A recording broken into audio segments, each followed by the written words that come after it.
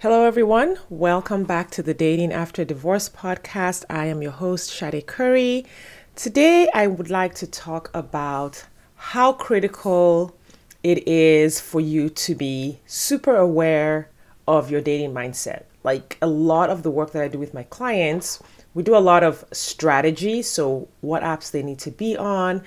I have my eyes on how they're swiping, how they're making decisions on swiping, how they are choosing the people they're going on dates with, how they're filtering, how they're showing up. We do all of that work, which is very practical, step by step. This is how to date in 2022. Like we do all of that work, but along with that, the underlying foundation of that is their mindset, because you can read all the books and you can have the step by step and you can know exactly what to do. But if your mindset is working against you, like there's really nothing that's going to happen. The journey will be painful and you'll probably give up along the way. And I tell my story over and over, and not because I was special, but because I've looked back and gone over my journey, which was a lot of trial and error. And I've looked at with a fine tooth comb at what made me successful. Because from the moment I got on a dating app for the very first time to the moment I connected with my husband was a total of 18 months, which is actually pretty short. And for my clients now, with learning what I teach them, it gets a lot shorter for them. And included in those 18 months was probably about a 3-month break where I got off the apps, but I was still actively dating in person. I was like, I want to give this in-person dating thing a really good shot. So I got off the apps for about 3 months and I went out. I was like at the meetups, conferences, all the places that I identified that my person would be. I had a list of them. And so I worked the in-person dating circuit, so to speak. I have my air quotes up and successfully dated in those areas as well. Although I did not meet the person that I wanted to really settle down with doing that. It ended up being my husband, whom I met online. And so I would say my journey was short, right? And I've been able to make it even shorter for my clients because we take away all the fluff. Now, one of the things that helped me stay in the dating game and be successful was the way that I thought, right?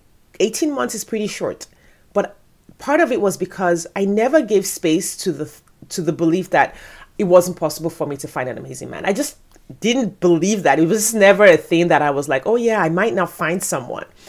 I knew that I didn't have to have someone. So I was like, oh yeah, if this doesn't work out, I have my golden girls. We're going to ride off into the sunset. We're going to buy a mansion. And the four of us, so it was the 3 women that were closest to me. I was like, listen, here's what we're going to do if this dating guy thing doesn't work out. But I never thought that, it wouldn't work out because there was something wrong with me or because there were no good men out there. I just knew that, you don't have any guarantees in life, but I'm pretty sure I'm going to meet someone because there's 8 billion people on the planet. I had a really strong belief that this was possible and for sure I could do it.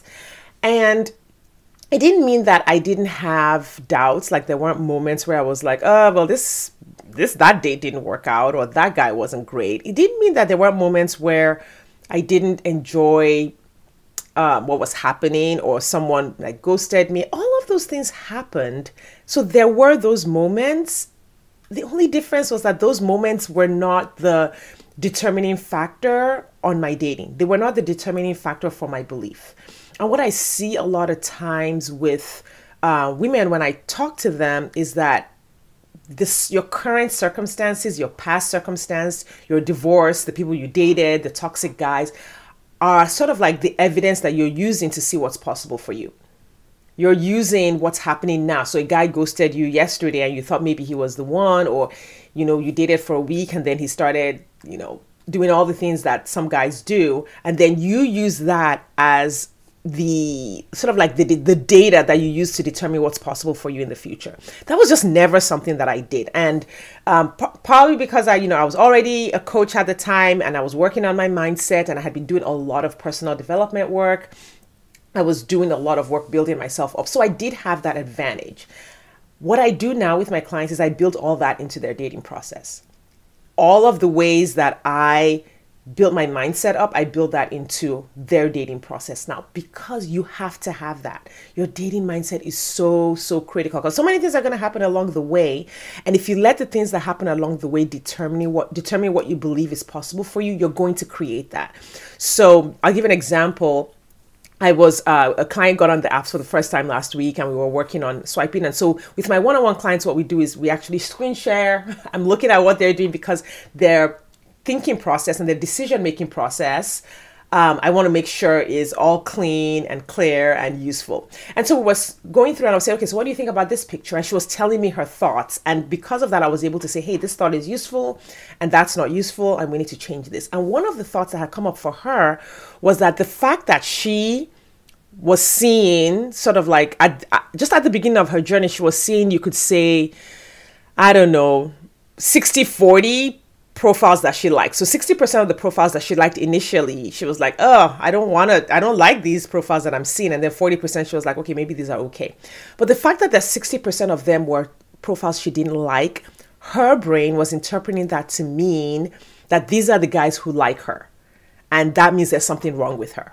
That the fact that these men who were not what she was looking for were the ones who were reaching out to her immediately, she took that to mean, oh my God, this is what I'm attracting. This is what I'm bringing to myself. This is what I deserve. And I was like, oh, no, no, that's nothing to do with you. These guys are just on the app swiping and messaging everybody.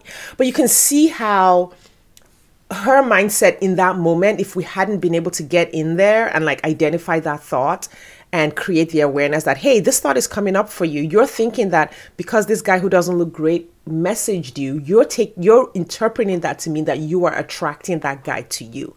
When it has nothing to do with you.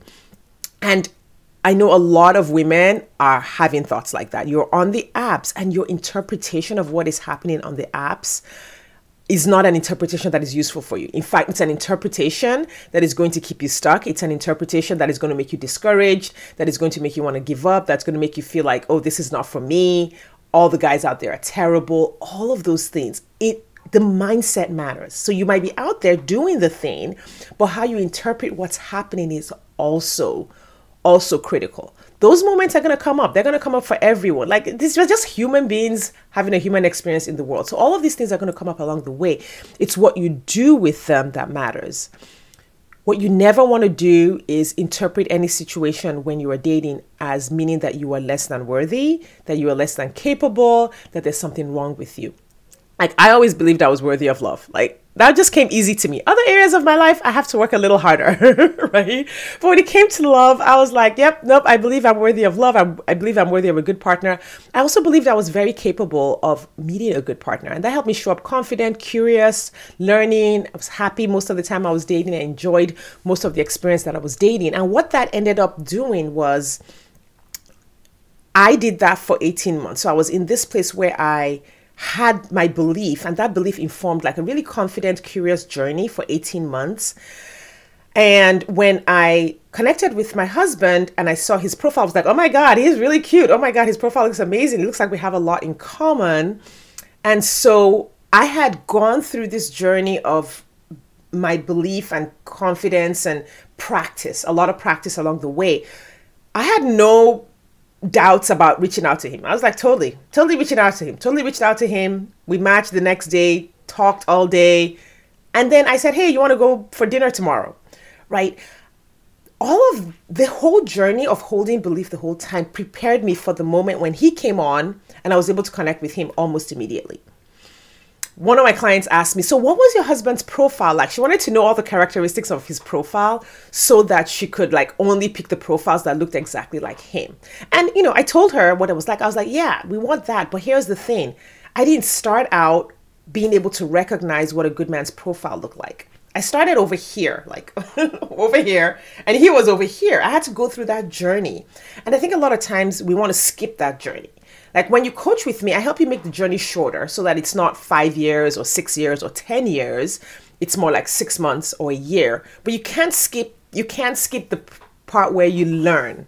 You can't skip the part where you adjust your own thinking, where you adjust your own challenges, where you heal your own past, where you practice skills you haven't had. You can't skip the part where you learn how to talk to a guy when you haven't talked to a lot of guys over time. You can't skip the part where you overcome dating anxiety and the nervousness that comes. Like, you can't skip that part.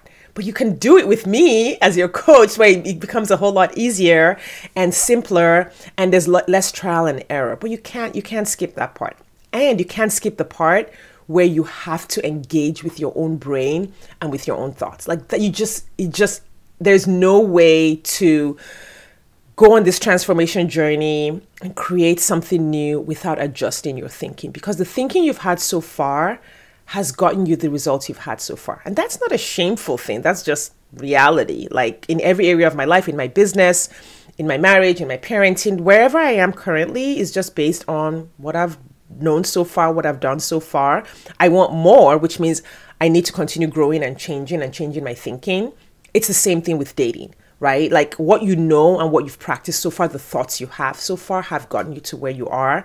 You need another level, another up level in your thinking to get to where you want to go. What you don't want to do is, like I said, take all that in and use it against yourself. So then you like stall your journey. You like get off the app for 6 months at a time, or you waffle back and forth, or you spend all your time like venting, reading long social media threads where people are complaining about dating, all of those things, or you quit. You don't want to do any of those things, because what you want is your partner. Right? Like, what you want is a partner. So even though you're experiencing all these things that maybe you're like, I don't know what to do about this, you still want your partner, right? You still want to ride off into the sunset. You still want a partner. You still want the person who's going to share life with you.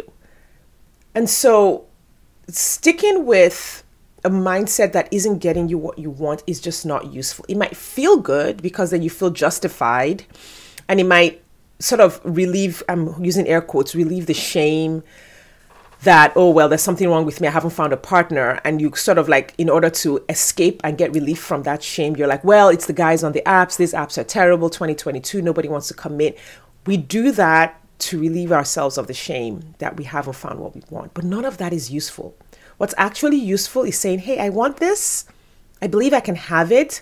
I might just need to learn some new things. I might just need to change the way I think, right? I might need to figure out, what am I thinking that's not helping me move forward? How do I identify those thoughts? How do I identify the mindset that's keeping me stuck?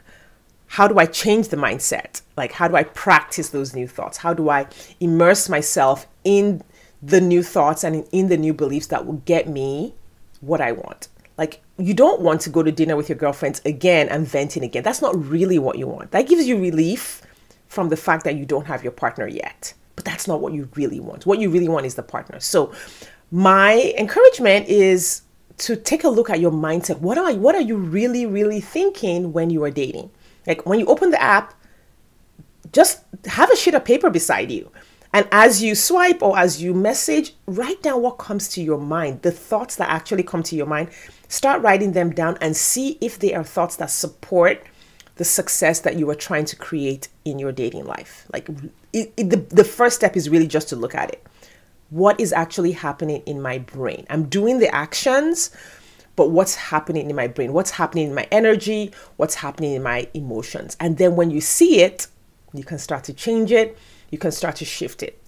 You create love from a place of loving the path to love. Like, you want to be in love in the moment. You want to be in love with the process of dating. And I know for some of you, it's like, oh my God, I can't love this process. And that right there is the problem. That right there is, if you don't love the process of dating, it's going to be really hard to create true love, to energetically attract someone who is in love with you, someone you are in love with, because you are in a process that you hate. And so you're churning those negative emotions over and over and over again while hoping to create something amazing from it. It just doesn't work that way. So your mindset is critical. Your mindset when you're dating really, really matters. This is the work that I do. I help women with their mindset when they're dating, but not just with their mindset, also with their strategy. Like, I am a doer, so I'm an action taker. I'm a good cook. I always tell people I'm a good cook, not because like I'm a good cook, but because I'm really good at following instructions. You give me the step-by-step breakdown, the meal will come out like I'm a 5-star chef. but I really don't have a lot of talent in that area. I just follow the instructions really well. So I love to break things down for my clients as well the same way. So we do a lot of the strategy, but the underpinning of the strategy, what makes the strategy work, is your mindset, is your thoughts and your emotions and your feelings and the state with which you are in the world, how you are showing up in the world. And that is, I think that is like the magic. That's the magic of the work that I do, is helping you create those emotions, taking out what's in you that is churning over and over the negative emotions around dating, and helping you take in what feels good, what's loving, what's supportive, what's nourishing to you. And those two pillars together are what create dating success. So your mindset matters, the strategy matters, but your mindset matters also.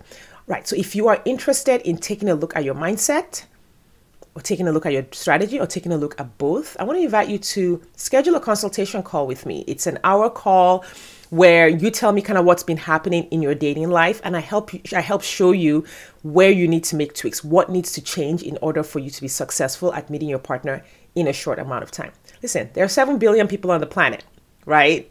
Chances are there's several thousand or several 100,000 people in your geography that are suitable partners for you. And my job as a dating coach is to help you connect those two things together. You where you are to the amazing partners that are available to you where you are. And we do that through your dating strategy. We do that through your dating mindset. And I'd love to talk to you about how my process could be useful in moving you forward. So there is a link in my bio. And for those of you listening on the podcast, there is a link in the show notes where you can schedule your consultation call. It's an hour call. This is what we talk about. We talk about the process, how it can help you meet your partner in 6 months or less. All right. Thank you so much for your time and attention today. I appreciate those of you who have spent this morning with me. I will talk to you next time.